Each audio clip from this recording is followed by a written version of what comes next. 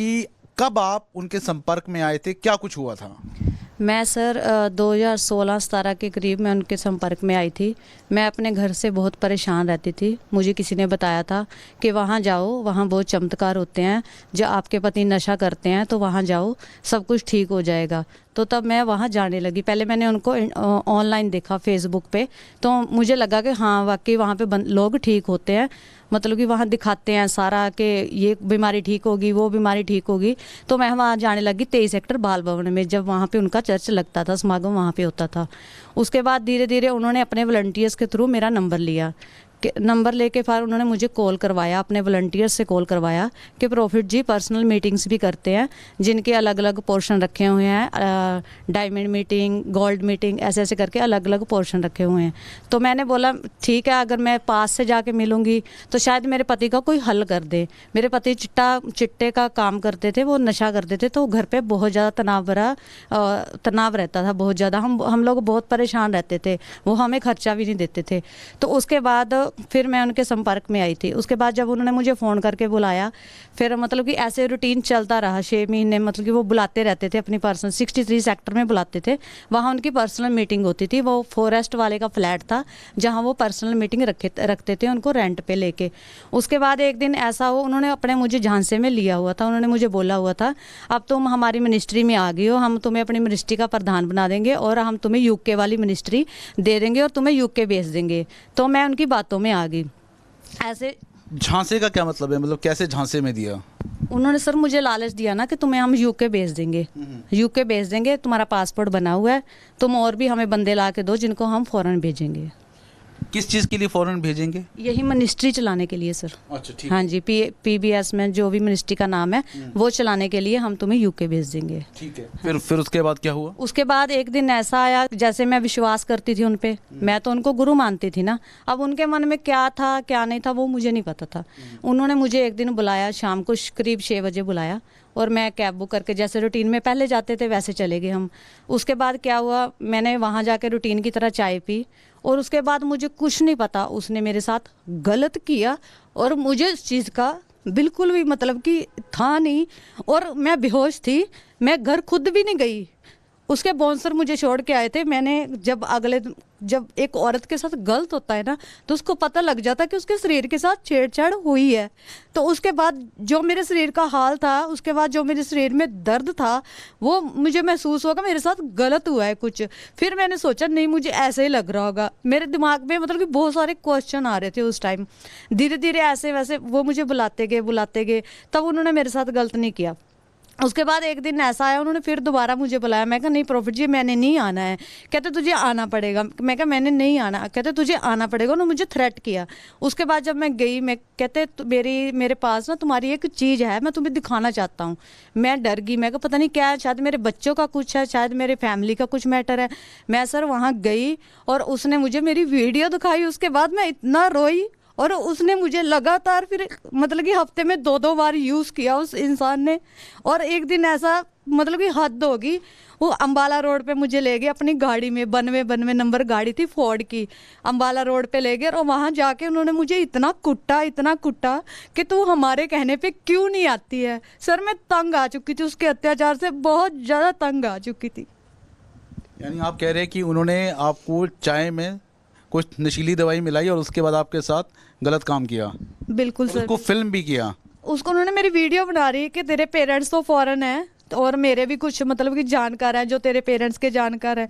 उसके बाद मैं तेरी फॉरेन जाके वीडियो लीक कर दूंगा, तेरी फोटोज मैं अपलोड कर दूंगा इंटरनेट पे। और सर इसने किया भी, इसने गलत साइडों पे मेरी फोटो डाल दी। 2019 में इसके ऊपर पर्चा दर्ज हो रखा है चंडीगढ़ में।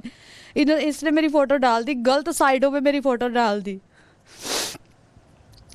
तो ये क्या धर्म के नाम पर लोगों को बेवकूफ़ बनाता सर, धर्म के नाम पर। अब इतनी दुनिया जाती है, इतने आप लोग देखते हो उनके समागम में कितने लोग आते हैं, पर जब उनके पास उनके साथ मतलब कि कुछ गलत होता है ना, तो सर कोई आवाज़ नहीं उठाता। क्यों नहीं उठाता सर? ये धमकाता है, मारता है लोगों को। मुझे भी बहुत मारा है।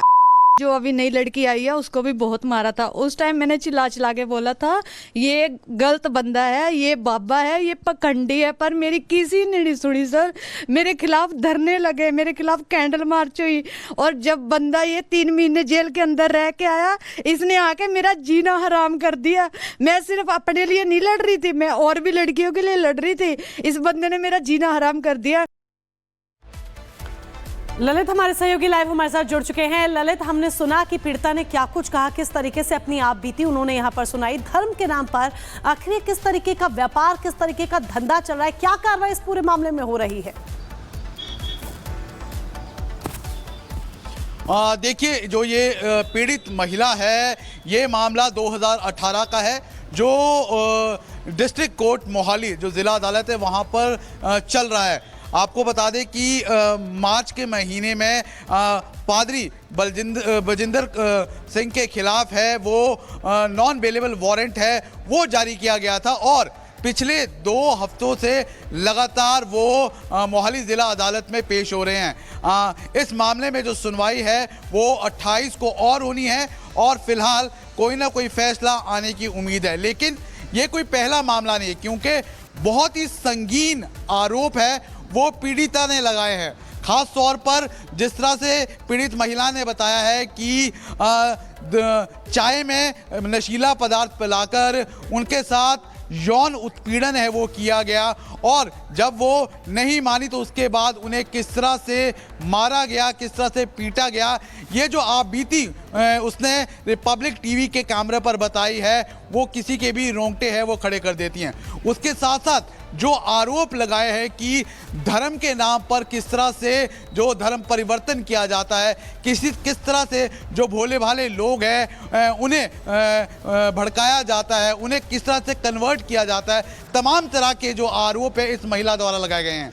उसके साथ साथ एक और बड़ा आरोप जो पास्टर बजिंदर सिंह के खिलाफ लगाया गया वो ये है कि फॉरेन से हवाला के जरिए है वो फंडिंग आती है, जिससे जो इस देश में जो गरीब लोग हैं उनका धर्म परिवर्तन है वो किया जाता है। तमाम तरह के जो संगीन धर्म के नाम पर किस तरीके से बरगलाने का काम किया जा रहा था, सबने देखा, सब कुछ सुना। बहुत शुक्रिया आपका तमाम जानकारी के लिए। खबरों में आगे बढ़ेंगे और अब आपको बताते हैं कि पंजाब के इस विवादित पादरी बजिंदर सिंह के खिलाफ बदसलूकी का केस दर्ज हो चुका है। हालांकि बजिंदर के खिलाफ ये कोई पहला केस नहीं है, इससे पहले भी उसके खिलाफ कई शिकायतें सामने आ चुकी हैं। लेकिन जो ये नया केस दर्ज हुआ है, अब सवाल ये खड़ा हो रहा है कि पुलिस कार्रवाई कब करेगी, एक्शन कब लेगी।